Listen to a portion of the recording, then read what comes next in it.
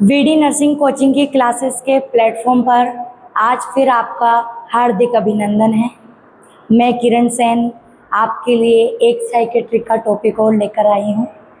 पिछली बार हमने जो बात करी थी वो माइंड और ब्रेन के बारे में हमने बात करी थी। माइंड और ब्रेन के बारे में बात करने के बाद हमने साइकोसिस और न्यूरोसिस के बारे में बात किया था।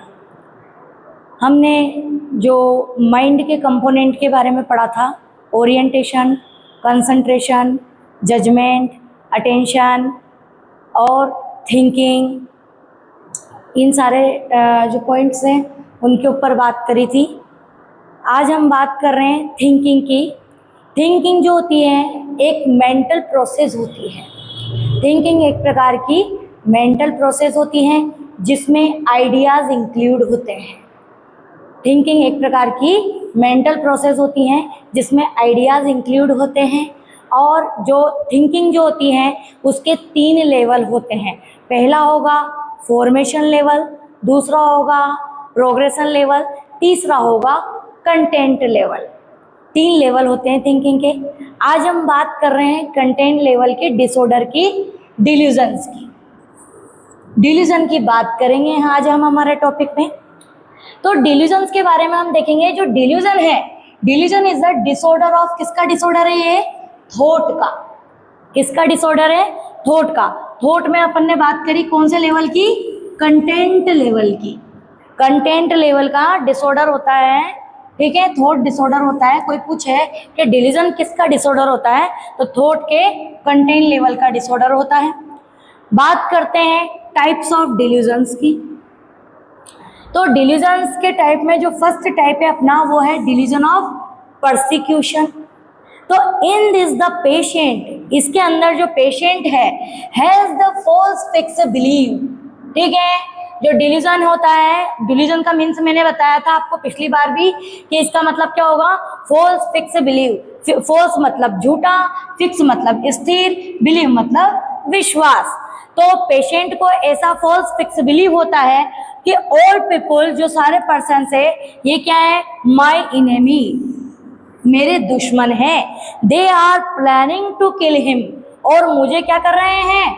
मारने की साजिश कर रहे हैं, या कोई प्लानिंग बना रहे हैं, या मुझे मारना चाहते हैं। तो इस प्रकार का फॉल्स फिक्स बिलीव हो जाता है पर्सन को।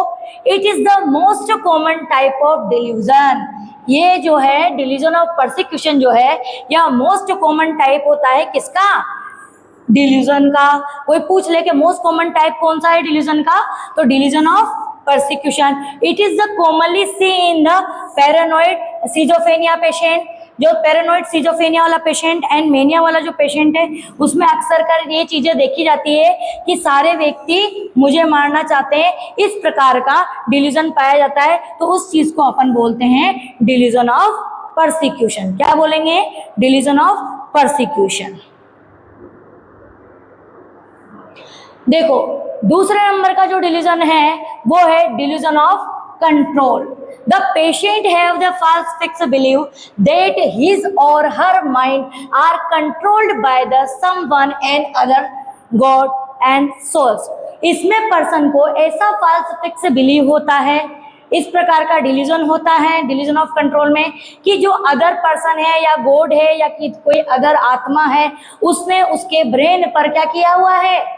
कंट्रोल किया हुआ है। उसके ब्रेन को पूरा कंट्रोल किया हुआ है और कोई दूसरा व्यक्ति उसको चला रहा है। उसके ब्रेन को, उसके माइंड को कोई दूसरा अदर पर्सन या गॉड है या कोई अदर सोल है या अदर पर्सन है, जिसने भी उसके माइंड पर पूरा कब्जा किया हुआ है, कंट्रोल किया हुआ है, वह पर्सन उसके ब्रेन को चला रहा है। Delusion of reference. Delusion of reference जो अपना तीसरे नंबर का डिल्यूजन है, इसमें क्या होगा? The patient have the false fix believe. इसमें भी पेशेंट क्या, किसको फॉल्स फिक्स बिलीव होता है? पेशेंट को।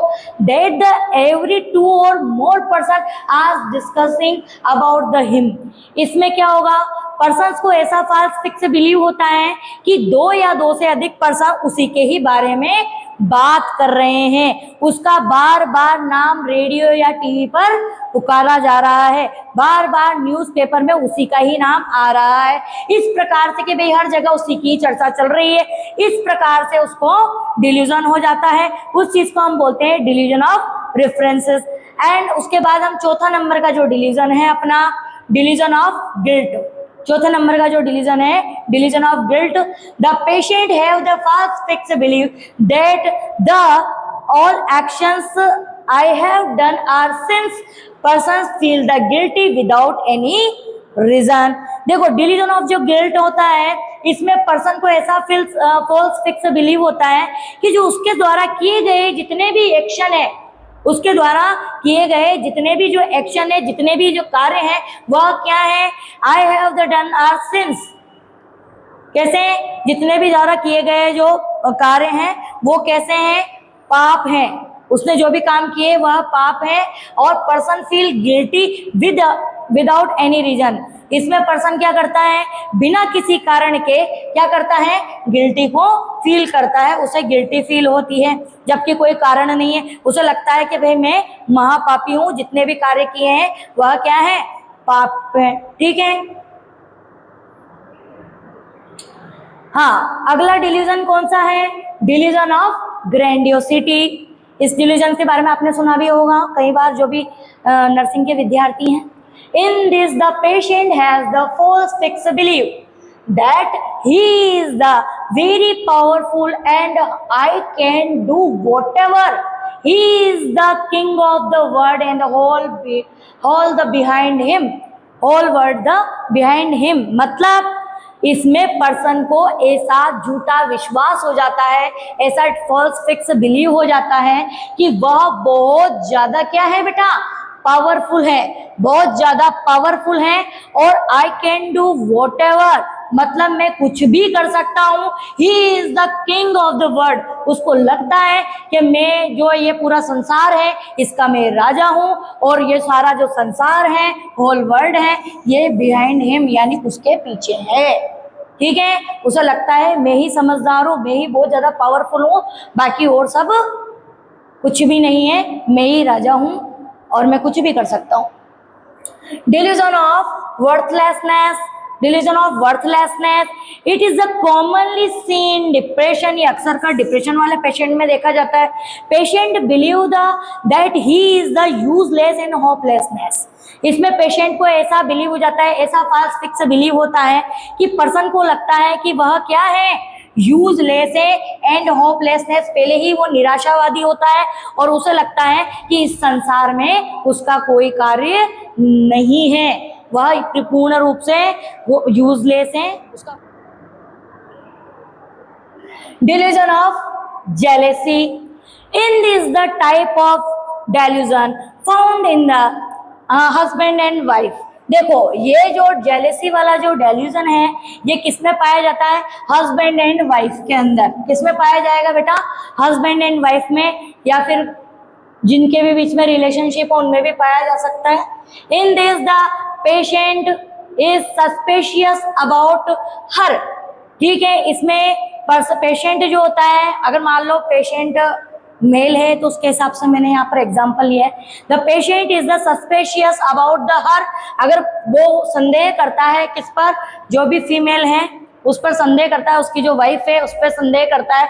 And think that she is having a relationship, उसको लगता है पेशेंट को कि जो उसकी वाइफ है उसका कोई रिलेशनशिप है with someone. He spend the all his time the looking for evidence for this, और वह जो अपना सारा समय जो है वो किसमें स्पेंड करेगा, हमेशा उसके खिलाफ एविडेंस, सबूत ढूंढने में हमेशा उसका समय जाएगा कि किसी ना किसी प्रकार से वो उसका पीछा करे और उसके खिलाफ सबूत लेकर आए।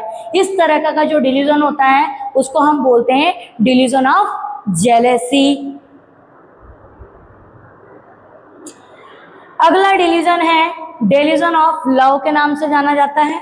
देखो इसमें क्या होता है, ये जो डिल्यूजन है ये अक्सर का टीनी एज, जो छोटी बच्चियां होती हैं, यानी जो 18, 19, ऐसे जो मान लो आप, तो टीनी एज जो होती हैं ऐसी गर्ल्स में ही पाया जाएगा which she have the false fix believe. इसमें लड़कियों को, जो टीनी एज की जो गर्ल्स होती हैं उनको फॉल्स फिक्स बिलीव हो जाता है कि इट इज रिच और द फेमस पर्सन, एक बहुत ज्यादा पैसे वाला और काफी प्रसिद्ध और handsome person love to her, उसके प्रेम में पागल है, उसके प्रेम में गिर चुका है, एंड मेरी टू हर, और वह उससे क्या करेगा, शादी करेगा। इस प्रकार का डेल्यूजन हो जाता है किसमें, गर्ल्स में। ठीक है, आगे देखो डेल्यूजन ऑफ निहिलिज्म। तो डेल्यूजन ऑफ निहिलिज्म में क्या होगा, in this the patient has the false fix believe that the deny that the exit of this world is the own body. ठीक है, तो देखो इस प्रकार का जो डिलीजन ऑफ निहिलिज्म है, इसमें क्या कह रहा है पेशेंट, किस प्रकार का फॉल्स फिक्स बिलीव हो रहा है पेशेंट को, वो डिनाई कर रहा है किस चीज से, इस वर्ल्ड में उसका क्या है, खुद की बॉडी एग्जिस्ट नहीं है और खुद की बॉडी इस संसार में नहीं है। उसे लगता है, क्या लगता है बेटा, कि वह मर चुका है। क्या लगता है कि वह मर चुका है, उसकी बॉडी इस संसार में है ही नहीं, उसका कोई माइंड है ही नहीं। इस तरह का उसको फॉल्स फिक्स बिलीव होता है। तो ये हमने पढ़े डिलीजन्स के टाइप। डिलीजन्स टॉपिक के बाद एक टॉपिक और है हमारे पास, misconception related to mental illness. तो देखो मिसकॉन्सेप्शंस का मीन्स क्या होता है, मिसकॉन्सेप्शन का मीन्स क्या होता है, मिसकॉन्सेप्शन का मीन्स होता है मिथ्या बातें, यानी जो मेंटल इलनेस के लिए जो झूठी बातें हमारे समाज में फैली हुई है उनसे रिलेटेड हम बात करेंगे। सबसे पहले हम बात करेंगे कि mental illness is a heredity. Mental illness क्या हेरिडिटी है? ऐसा नहीं है कि मेंटल इलनेस हेरिडिटी हो। ठीक है, तो ये एक प्रकार का मिसकॉन्सेप्शन है। Mentally illness is not the related to physical health. देखो दूसरा पॉइंट क्या है, mentally illness is not related to physical health. मतलब यहाँ ये कहना चाहता है कि जो मेंटली जो हेल्थ है उसका फिजिकल हेल्थ से कोई लेना देना नहीं है। लेकिन ऐसा है क्या? नहीं। अगर हमारा माइंड थकता है तो हमारी बॉडी भी थकती है। ठीक है, और हमारी बॉडी थकी हुई हो तो हमारा माइंड भी काम नहीं करता है। तो ये भी एक गलत बात है। तो मेंटली इलनेस इज इनक्यूरेबल। जो मेंटली इलनेस है वो इनक्यूरेबल है, यानी ठीक नहीं हो सकती। ऐसा है क्या? नहीं। हम जो पीरियड ऑफ प्रिवेंशन देखते हैं उसमें हम जानते हैं कि मेंटल इलनेस के लिए जो ट्रीटमेंट यूज करते हैं वो ईसीटी है और ड्रग फार्माकोलॉजी है एंड साइकोथेरेपी है। तो ऐसा नहीं है कि मेंटल इलनेस का कोई ट्रीटमेंट ना हो। तो ये भी एक मिसकॉन्सेप्शन है। Mental illness is caused by the supernatural power. क्या मेंटल इलनेस किसी सुपरनेचुरल पावर की वजह से होती है? नहीं, मेंटल इलनेस कोई सुपरनेचुरल पावर की वजह से नहीं होती है। आप भी जानते हैं, नर्सिंग पढ़ते हैं। तो ये एक प्रकार का क्या है? मिसकॉन्सेप्शन है।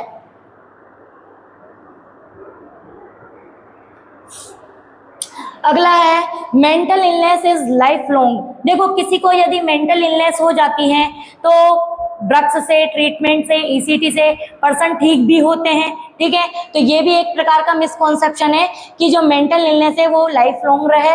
Mental illness is contagious. Mental illness क्या है? कॉन्टाजियस। क्या एक प्रकार का कॉन्टाजियस है? क्या कम्युनिकेबल टाइप का है? एक व्यक्ति पागल हो गया, अगर उससे कोई टच हो जाएगा तो क्या दूसरा भी पागल हो जाएगा? नहीं। एक पर्सन यदि मेंटल है तो दूसरा पर्सन भी उसके साथ टच होने से वो मेंटल नहीं होगा। तो इस प्रकार से ये भी क्या है? मिसकॉन्सेप्शन है कि mental illness is contagious and marriage can cure the mental illness. देखो आपको इस पॉइंट पे बड़ा मेरे को थोड़ा सा शॉक्ड लगता है कि आजकल हमारे गांव में कोई भी जैसे गर्ल्स वगैरह गुस्सा करने लग जाती हैं तो तुम तुरंत सोसाइटी कहने लग जाती है कि इसकी शादी कर दो, उससे मेंटल इलनेस ठीक हो जाएगी। तो ऐसा नहीं है। देखो हमारी बुक में दिया हुआ है कि marriage can cure the mental illness. ये एक प्रकार का मिसकॉन्सेप्शन है। शादी करने से किसी की मेंटल इलनेस ठीक नहीं होती है। मेंटल इलनेस के लिए हॉस्पिटल जाएं और ईसीटी लगवाएं। उसके बाद mental illness should only be treated in asylum, जो मेंटल इलनेस है वो किस में ट्रीट होती है बेटा? असाइलम में ट्रीट होती है। ऐसा कोई जरूरी है नहीं, हम ऐसा नहीं है कि उसे भर्ती कराएंगे या किसी असाइलम में भर्ती करेंगे तो ही उसका ट्रीटमेंट होगा। हम उसका ट्रीटमेंट घर पे भी कर सकते हैं, ड्रग्स वगैरह से हम कर सकते हैं। तो ये भी एक प्रकार का क्या है? मिसकॉन्सेप्शन है। जो मेंटली इल पेशेंट होते हैं उनका बिहेवियर क्या होता है? Is always बिजारे। देखो ऐसा नहीं है, जो मेंटल पेशेंट होते हैं उनका बिहेवियर ऐसा नहीं है कि बिजारे हमेशा ही रहे, विचित्र बिहेवियर ही करें। ठीक है, कुछ पेशेंट ऐसे होते हैं जो बिल्कुल शांति से बैठे रहते हैं। तो ये भी एक प्रकार का मिसकॉन्सेप्शन है कि जितने भी मेंटल पेशेंट है उनका बिहेवियर कहीं बिजारे ही तो नहीं है, विचित्र ही तो नहीं है। तो ये भी एक प्रकार का मिसकॉन्सेप्शन है। Mentally ill patient are dangerous. देखो ये भी एक सबसे अच्छा पॉइंट है कि अपना मिसकॉन्सेप्शन चलता है, क्या चलता है कि mentally ill patient are dangerous. ऐसा नहीं है। देखो आपने अक्सर कर देखा होगा जो जनरल हॉस्पिटल्स होते हैं उनके बारे में न्यूज़ पढ़ी होगी आपने। ठीक है, कई बार लड़ाई की न्यूज़, कई झगड़े की न्यूज़, कई किस प्रकार की न्यूज़। ठीक है, लेकिन कभी भी आप देखना आपको मेंटल हॉस्पिटल में झगड़े की न्यूज़ नहीं मिलेगी। तो ऐसा नहीं है, मेंटल पेशेंट थोड़े बहुत डेंजरस होते हैं लेकिन हर बार डेंजरस नहीं होते, इतने भी डेंजरस नहीं होते। ठीक है, तो ये एक प्रकार का मिसकॉन्सेप्शन होता है। Mental illness is a social stigma. क्या मानसिक बीमारी एक प्रकार का सोशल कलंक है, सामाजिक कलंक है? नहीं, यह एक प्रकार का सामाजिक कलंक नहीं है। ठीक है, तो ये भी एक प्रकार का मिसकॉन्सेप्शन है। Misconception that the normal person will be never be abnormal.